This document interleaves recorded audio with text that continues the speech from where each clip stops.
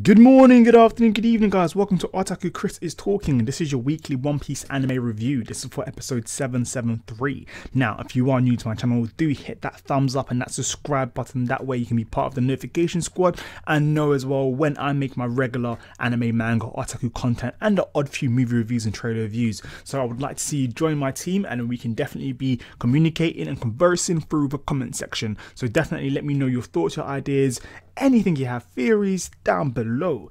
This episode was a simple one, not too much happened. In the sense of what happened in the episode, yeah, not too much happened, but in the sense of the overall plot, we did get more adding to it, so it depends on how you look at it. So this will be a shorter review than usual, so my apologies, but that's I have to work with what we're given. We didn't see what happened with Jack and the elephant. They haven't actually even started that. At the very end of the episode, we finally get to see Jack attacking the bloody elephant. So it's kind of like, what took you this whole time? At the end of the last episode, you was right at the end and you was right close to the elephant, and now it took you half an hour. And to be honest, not much happened in that conversation.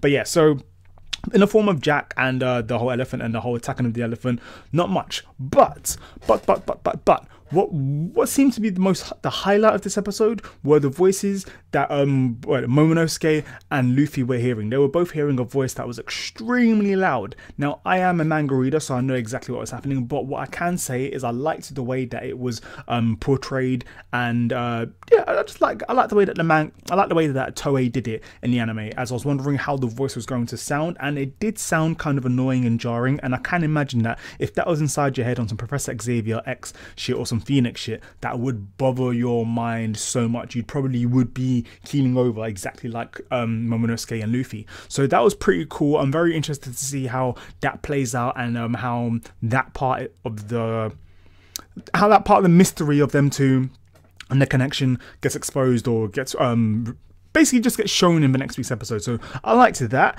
So that there wasn't much progression that way, but it did open up something new. I like that, and we've now get to know what the Straw Hats are going to be doing as well. We're looking beyond the bloody elephant, and Kinemon and Kanjuro, they're talking about going to the Wano Kingdom to try and find what's his name again? Oh my god, Marco the Phoenix. Fuck me, you know what? A little bit of coffee. Bloody, I know in England, 7:45, well, when I'm recording this, way late, but I need my coffees. I'm so tired, guys. But yeah, so that's what's happening with Kinemon and Kanjuro, and they're going to be looking for Marco the Phoenix, and as well as the other samurai that will be able to help them. But they're going to try and keep it on the DL and try to avoid going against Kaido, because Kaido's army is currently in the Wano Kingdom, and the current shogun over there is the bad guy. So it's gonna be a whole bunch of craziness over there. We know Zoro, I think Zoro, Robin, and Usopp, they're going with Kanjuro and Kinemon. So that should be an interesting turn of events. I wonder how that's going to be. I wonder when's the next time we're going to get information about that. So yes, we know what's going on with them lot, and basically there was kind of like a mini joke going on with the whole who is Marco the Phoenix, and I'm not gonna lie, I did find it hilarious when Luffy couldn't figure it out at all. But what really broke the camel's back. What the fuck is that phrase? What really broke the camel's back? The straw on the camel's back. The straw that broke the camel's back. Fuck my life. That phrase, the part that made it extremely funny was when Robin was like, oh yeah, the guy that looks like I keep swearing. The guy that looks like a pineapple. And Luffy's like, oh yeah. And then immediately you see it, but it's like, no, how did you get that connection? But the humor there was cool, so I liked the slight humor in this episode.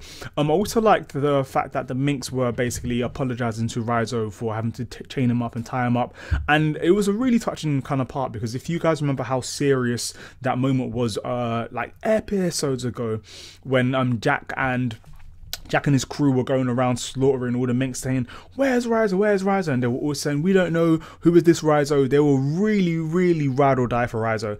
And like, you know what? Fair enough.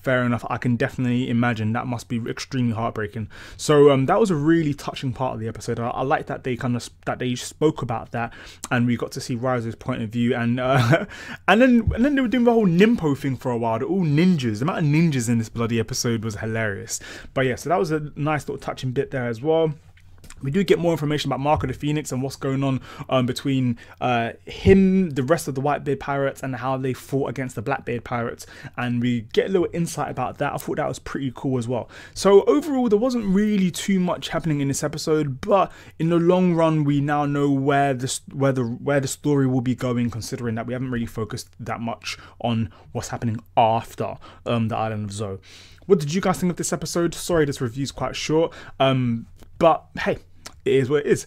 I personally enjoyed this episode. It wasn't great, but it was definitely watchable. I'll give it like a 7.5 out of 10. What about yourselves? What was your favourite part of this? Oh, I did like the fact that we got to see bloody the hell? We got to see my man Law as well. My man Law doing his room. Oh, it feels good. Every time he says that, it's kind of like shit happens. It sounds so cool. So cool. Yeah. So if I left anything out, let me know what it was down below. Oh, I was going to say, what are you guys excited for? But then I realized if you're manga readers, be careful with the spoilers. And I will see you guys next week. If you can, do check out my second channel, Chris Will Be Talking, as I'll be posting up my end of week review on that side there. And I can't leave a note, but I'll leave a link to that channel just right above my head. Have a great day, guys. Remember, Otaku Chris is talking. I will see you guys soon. Peace.